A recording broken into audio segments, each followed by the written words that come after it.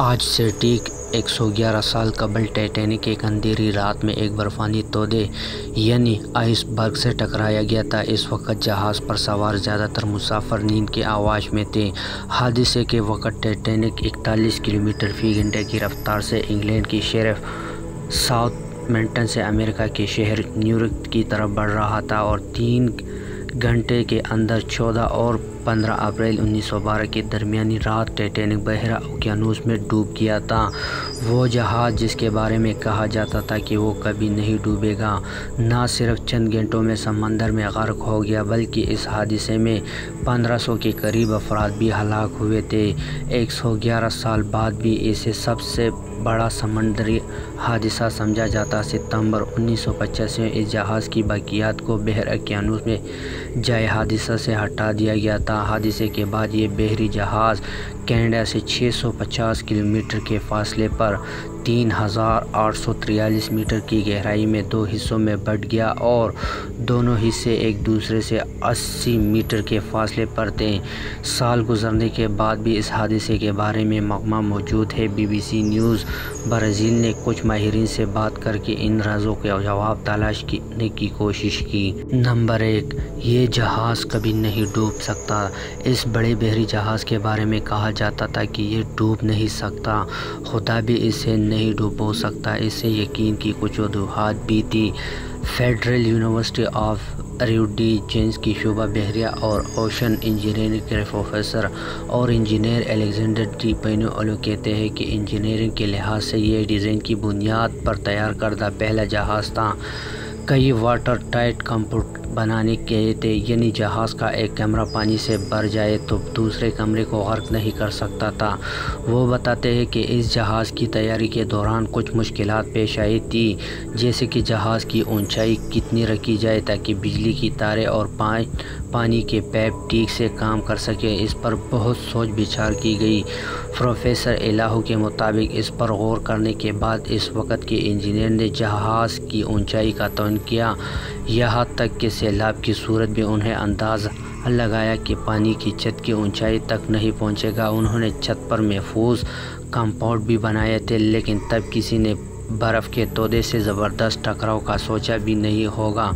Professor ایلاہو کا کہنا تھا کہ تصادم اتنا زوردار تھا کہ جہاز میں مین باڈی میں جہاز کی نصف لمبائی تک سوراخ ہو گیا تھا۔ ایسی حالت میں پانی ڈیک تک پہنچ گیا تھا، جہاز پانی سے بھرنے لگا تھا۔ ایسی صورتحال میں ریسکیو ممکن نہیں ہوتا۔ آپ پانی کو نکالنے کے لیے جہاز میں موجود تمام پمپس چالو کر سکتے ہیں، آپ سب کچھ آزما سکتے ہیں، لیکن جس رفتار سے پانی اندر آ رہا ہوتا ہے اسی رفتار سے اسے واپس باہر نہیں پھینک سکتے۔ جہاز سازی اور نیگولیٹر سول انجینئر تری بتاتے ہیں کہ ٹائٹینک کی اس طرح تشریح کی گئی تھی کہ وہ ڈوب نہیں سکتا تھا۔ اس کی وجہ یہ تھی کہ بہت سے سیل بنائے گئے تھے جو واٹر ٹائٹ والو سے بنے تھے اور ان میں پانی داخل نہیں ہو سکتا تھا۔ جہاز میں پانی داخل ہونے کی صورت میں پانی اس سیوز اور کمپاؤنڈ میں داخل نہیں ہو سکتا تھا، لیکن برفانی تودے کے ساتھ ٹکرانے سے جہاز کو اچھا خاصا نقصان پہنچا تھا اور واٹر ٹائٹ کمپاؤنڈ کی بہت سی دیواریں تباہ ہو گئی تھیں۔ فلومینس فیڈرل یونیورسٹی کے پروفیسر اور ٹرانسپورٹ انجینئر اور ریل سورس مرتے کے مطابق ٹائٹینک کا واٹر ٹائٹ کمپاؤنڈ بند کرنے کا نظام بھی ٹھیک سے کام نہیں کر رہا تھا۔ اس وقت جہاز بنانے کے لیے جو دھات استعمال ہوتی تھی وہ موجودہ اسٹیل کی طرح مضبوط نہیں ہوتی تھی۔ سورس مرتا کا کہنا تھا کہ زبردست تصادم کے بعد جہاز کے ساخت میں تبدیلی آئی، دروازے بند نہیں ہو رہے تھے، وہ پھنس گئے تھے۔ ٹائٹینک کو اس دور میں بھی خالص اسٹیل سے بنایا گیا تھا، لیکن اس وقت کا اسٹیل ایسا نہیں تھا، آج کے فولاد کی طرح مضبوط نہیں تھا۔ 1940 کی دہائی تک جہاز کا مرکزی حصہ شیٹ میٹل سے بنا تھا، تاہم بعد میں دھاتوں کو پگھلا کر ان جہازوں کی مرکزی باڈی بنانے کے لیے استعمال کیا گیا تھا۔ اس کے بعد سے ٹیکنالوجی اور مواد بہت بدل چکی ہے، اب دھات پگھل کر آپس میں جڑے ہوئے ہیں۔ اسٹیل بنانے میں کاربن کا استعمال کم ہونا شروع ہو گیا ہے اور مینگنیز کا استعمال بڑھنے لگا ہے۔ آج کا اسٹیل بہت مضبوط ہے۔ بحری جہاز پانی، سمندری لہروں کے اتار چڑھاؤ اور سمندری طوفان سے ہم آہنگ ہونے کی زیادہ صلاحیت رکھتے ہیں۔ نمبر 2، بلو بینڈ حاصل کرنے کی دوڑ۔ بڑے حادثوں کے بعد اس کی وجوہات میں انسانی غلطیاں ہمیشہ پائی جاتی ہیں۔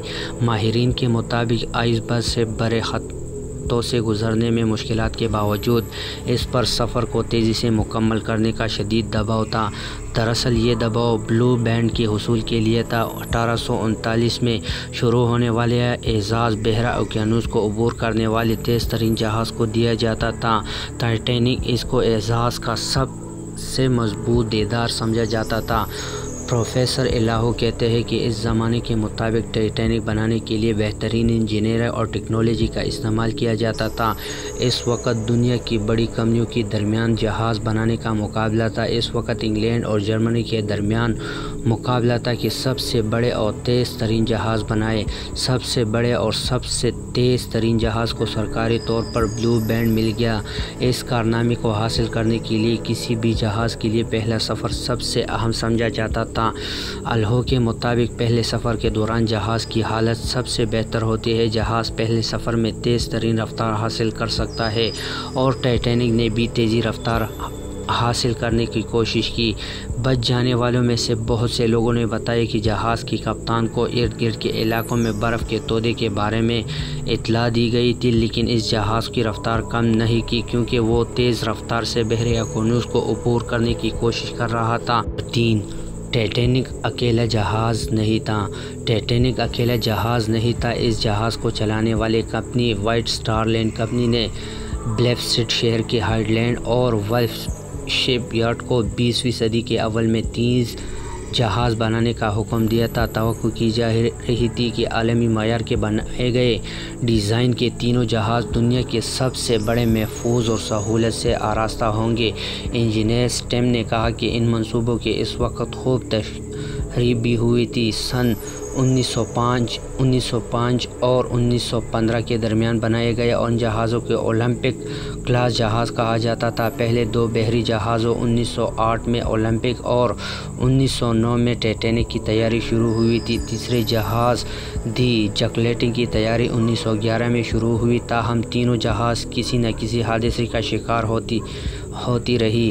اولمپک جہاز جون 1911 میں بحری سفر کے لیے سمندر میں اتارا گیا اور اسی سال یہ ایسی جگہ جہاز سے ٹکرایا، تاہم مرمت کے بعد اس کی سروس دوبارہ شروع ہو گئی تھی۔ پہلی عالمی جنگ کے دوران برطانوی بحریہ نے اپنی فوجیوں کو ایک جگہ سے دوسری جگہ پہنچانے کے لیے استعمال کیا۔ 1918 میں یہ ایک جرمن افسر سے ٹکرایا گیا۔ مرمت کے بعد 1920 سے اس کو دوبارہ استعمال شروع ہوا۔ پرانا اور قابل اعتماد سمجھا جانے والا یہ جہاز 1935 تک استعمال ہوتا رہا۔ ٹائٹینک نے اپنا پہلا سفر 10 اپریل 1912 کو شروع کیا۔ یہ انگلینڈ کی شہر ساؤتھ میٹپن کے بندرگاہ کے باہر ایک اور جہاز سے ٹکرانے سے بال بچا۔ یہ 14 اپریل کو ایک تاریخی حادثے کا شکار ہو گیا۔ ٹائٹینک بریٹنگ کو بھی زیادہ استعمال نہیں کیا جا سکا، اس کا نام بدل کر بریٹانک رکھ دیا گیا۔ برطانوی بحریہ نے پہلی عالمی جنگ کے دوران اسے اسپتال میں تبدیل کر دیا۔ یہ جہاز نومبر 1916 میں ڈوب گیا تھا۔ یہ تینوں جہاز اپنے زمانے میں بہت بڑے تھے، لیکن آج کے مقابلے میں بہت چھوٹے کہلائے جائیں گے۔ مرتا کا کہنا ہے کہ وہ آج کے جہازوں کے مقابلے میں صرف ایک کشتی تھی۔ ٹائٹینک کی لمبائی 269 میٹر تھی۔ عملے اور مسافر سمیت تقریباً 3300 افراد کو ٹھہرانے کی سہولت تھی۔ آج کا سب سے بڑا مسافر بردر جہاز ونڈ آف دی سی ہے، جس کی لمبائی 362 میٹر ہے اور اس جہاز پر عملے کے 2300 ارکان کے ساتھ 7000 مسافر سفر کر سکتے ہیں۔ اتنی زیادہ اموات کی وجہ کیا تھی؟ ٹائٹینک حادثے میں 1500 کے قریب افراد ہلاک ہوئے، جس کے بعد سمندری جہازوں کے حفاظتی نظام کو بہتر بنانے کی کوشش شروع کر دی گئی۔